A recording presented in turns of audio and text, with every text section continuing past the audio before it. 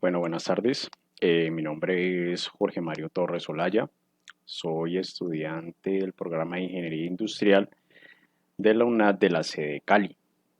Bueno, para este taller, donde estamos viendo las leyes básicas de circuitos, a mí me tocó el estudiante número 3. Entonces, eh, dentro de lo que hice, las investigaciones que empezamos a realizar, los conceptos básicos de los circuitos. Ahí encontré pues electricidad. Dice que es el flujo constante de electrones cargados negativamente entre dos puntos a través de un medio conductor. Un punto con carga negativa y otro de carga positiva. Voltaje, o también conocido como tensión, es la diferencia potencial que hay entre dos cuerpos cargados negativo y positivo y se mide en voltios. El amperaje o la corriente es la cantidad de electrones que atraviesa un conductor durante un tiempo determinado y ese se mide en amperes.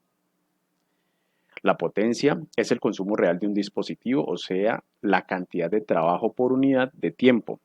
Tiene como la fórmula que dice potencia es igual a voltaje por corriente y se mide en vatios. La resistencia es la que presenta cualquier tipo de material al flujo de electrones. Determina qué tan conductor puede ser un material, como por ejemplo los metales, los cuales son buenos conductores, y la resistencia se mide en ohmios. Bueno, aquí dice pues estas formulitas se encuentran prácticamente, este es de la ley de Ohm, donde dice que para hallar la corriente es igual a voltaje sobre resistencia. Para hallar el voltaje es corriente por resistencia y para hallar la resistencia es voltaje sobre corriente. También encontré lo que es rama. Una rama es una representación de un elemento o circuito de dos terminales. El nodo es un punto de conexión entre dos o más ramas. Camino cerrado. Conexión de rama a través de una secuencia de nodos que comienza y termina en el mismo nodo, pasando solo una vez por cada uno. La malla. Camino cerrado en el cual no existen otros caminos cerrados al interior. La red. Dice interconexión de varios elementos o ramas. Circuito es una red con al menos un camino cerrado. Corriente de rama es la corriente neta en una rama. El voltaje es la caída de voltaje entre los nodos de una rama. Corriente de malla es la suma algebraica de las corrientes de malla que pasan por la rama. Conexión serie. Conexión de elementos en el cual la corriente es la misma en todos los elementos. Conexión paralela. Es la conexión de elementos entre dos nodos comunes en la cual el voltaje es el mismo en todos los elementos. Secuencia de nodos cerrada. Es una secuencia de nodos finita que comienza y termina en el mismo nodo. Y circuito conectado dice, es aquel en el cual cada nodo puede ser alcanzado desde otro nodo por un camino a través de los elementos del circuito. Bueno, entonces el punto que me tocó como estudiante 3 dice, ¿qué es una fuente dependiente de voltaje? De acuerdo a lo que investigué, dice que una fuente dependiente es una corriente de voltaje donde el valor no es fijo. El valor depende de algún otro voltaje del circuito. Y la fórmula general para la fuente dependiente dice N igual a Km, donde M y N son corrientes y la K es la constante de proporcionalidad. Entonces, ¿cómo sabemos o cómo se representa una fuente dependiente? Viene en forma de rombo, ¿sí?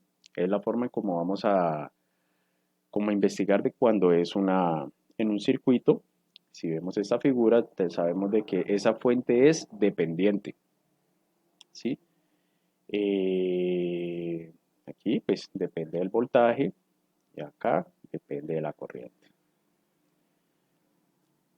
Este es como uno de los ejemplos que se empezaba a hacer, ¿correcto? Ahí es de acuerdo a la formulita. Entonces lo que hice fue lo siguiente. Acá tenemos la fuente dependiente y están los valores, ¿sí? Estos son prácticamente lo investigué, son los valores que le di a la resistencia 1, la resistencia 2 y la resistencia 3. El valor de el voltaje de la fuente dependiente y de la fuente normal. Bueno, para poder hallar estos valores, ¿sí? Venimos a las leyes de Kirchhoff, leyes de voltaje de Kirchhoff. Aquí está, KVL, esa es como su forma representativa. Entonces, de acuerdo al sentido que tenga la corriente, aquí tenemos más, menos, eso quiere decir que viene de esta forma.